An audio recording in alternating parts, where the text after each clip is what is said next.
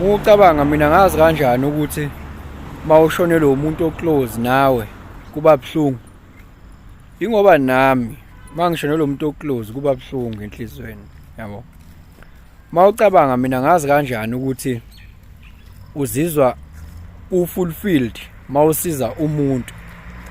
Ingoba nami ngizizwa ngifulfilled mangisiza yena umuntu. So izinto ezithile ezenzekayo kimi I assume ukuthi nakuwena ziyenzeka ngobani ngumuntu nawe umuntu, yabo. So ngibheke phike nalenkulumo. Yabona lento ekuthiwa i-business opportunity. I-business opportunity i-based ekuthelini wena usolve i-problem, you become a solution and then people pay you for that. Yes. So uma uyithola wena usenkingeni ethile at some point, lonto mele wazi ukuthi chances are akuwena wedwa o experience lo nkinga, nabanye abantu bayeke bayi-experience lo nkinga noma bayi-experience uma wena uzama ukuyisolve. That is where and when uqhamuka khona lento ekuthiwa i-business opportunity. Kusho ukuthi musa wena ukungajuli. Le nkinga obhekana nayo iyona business opportunity yakho leyo. Musa uku-overthink ukuthi iliphi business engifuna ukulivula ngalesi sikhathi. Ubingelelo changes akasho ukuthi kungenzeka noma yini, noma inini, noma kanjani kunoma ubani, ngoba impilo ayisiyona lento ucabanga ukuthi iyona. Possibilities are infinite in the universe. Your own consciousness is your own limitation. Kukude lapho esisuka khona.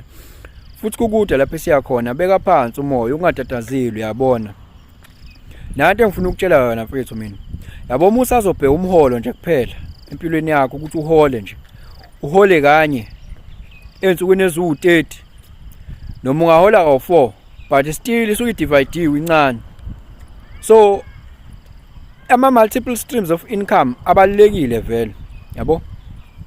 Ngaleyo ndlela ke ngeke uze uyibone into ongafocusile kuyona, yabo. Mangabe uhambe endaweni, yabo, you just look at ama-business opportunity khona lapho uyakwazi ukwabona, yabo. If someone is at i-mall noma in the shopping center or at the shopping center,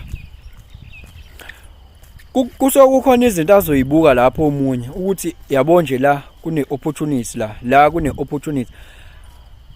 Amehlo akhe, yabo, phela lawa u2 amehlo awaboni lawa u2, lawa wabonayo awaboni lawo. Kubona leli linye, leli elisebenza nge-imagination ukuthi elibuka izinto ukuthi how things could be, yabo, ama-possibilities.